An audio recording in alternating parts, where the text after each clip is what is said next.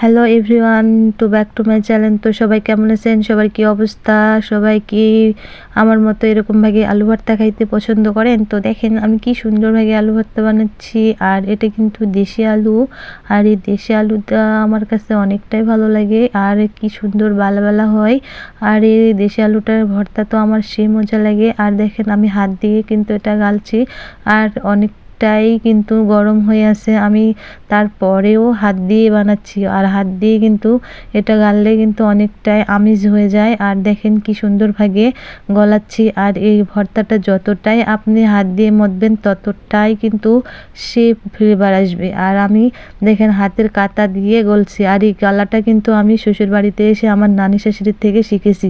তো আমি আলু ভর্তা করি বলে কি করো সেগুলা, একলাম তো খাইতে মন চায় না, এলে ডিম ডিম হয়ে আছে। আলু হাতে কি তোর জোর নাই, হাতে দিয়ে হাতের কাঁটা দিয়ে শান্ত। পরে আমি কিন্তু হাতের কাঁটা দিয়ে শানতেছি। দেখেন কিন্তু যতটাই হাতের কাঁটা দিয়ে শানবো ততটাই। বাবার বাড়িতে কিন্তু আমি ভাতটাই মেখে খাইতাম না, ভাত যখন মেখে খাইতাম তখন হাতটা জ্বলতো।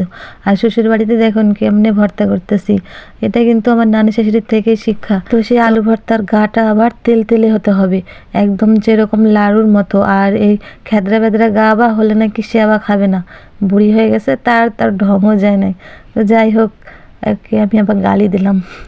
তো এরকমভাবে ভর্তা যখন লাড়ু করতে করতে করতে আমার তো আর তরই হয় না, হাতটাই পুরো ব্যথা হয়ে যায়। তো এরকমভাবে আলু ভর্তা কিন্তু সবাই পছন্দ করেন। তো আমাদের বাড়িতে কিন্তু অন্য নিয়ম, এই যে এরকমভাবে লাড়ু বানাইতে বানাইতে বানাইতে পুরাই আমার মাথায় গেছে গা। তো এরকমভাবেই কিন্তু আমি আলু ভর্তাটা এরকমভাবে লাড়ু বানাই। তো বানানো প্রায় কমপ্লিট হয়ে গেছে, কিন্তু আমি এরকমভাবে সবগুলো লাড়ু বানিয়ে নেব। আর যয়জন মানুষ তয়জন কিন্তু লাড়ু হবে।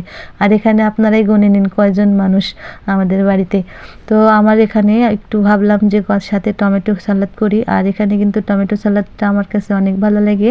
তো এই টমেটো সালাদটা কিন্তু সবাই সব রকমভাবে করে, কিন্তু এটা কিন্তু আমার মতো করেই করি। তো দেখেন এখানে কিন্তু আলু ভর্তার মতো করে আমি টমেটো ভর্তা করি। আর এই টমেটো ভর্তা দিয়ে গরম ভাত তো সেই মজা। আর এখানে কিন্তু আমি কালকে তরকারিও রেখে দিই। ছোটোবেলা আমার আম্মুরা রাতে মাংস হোক কিংবা মাছ হোক রান্না করে রেখে দেয়, সকালে গরম ভাত দেয়, কিন্তু সেই মজা লাগতো খাইতে। তো সেরকম আজকে আমিও তাই করেছি, কালকে মাছ রান্না করে রেখেছি। আর আজকে শুধু ভর্তা আর সালাদ আর সেই মাছের তরকারি দিয়েই শুরু করব। তো যতটাই আমি দেখছেন না, আমি যতটাই এখানে মাখবো ততটাই কিন্তু সেই সুন্দরই লাগবে খাইতে। আর এই টমেটোর সালাদটা কিন্তু আলুর ভর্তার মতো করেই করতে হয়, কিন্তু অনেকেই করে না, আমি কিন্তু এরকমভাবেই করি।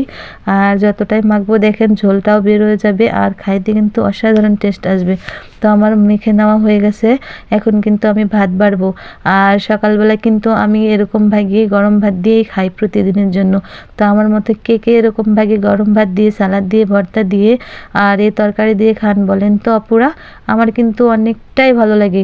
তো সবাই যেন এরকমভাবে খান। তো আরও এখানে কিন্তু আমি আরেকটা তরকারি রান্না করেছিলাম, তো সিম আলু আর পুঁই মুসরি দিয়ে। তো এই যে রান্নাটা আমার কাছে কিন্তু অনেকটাই ভালো লাগে। তো সবাই ভালো থাকবেন, সুস্থ থাকবেন। আজকের মতো এখানে আমি এখন খাওয়া শুরু করব। আল্লাহ হাফেজ।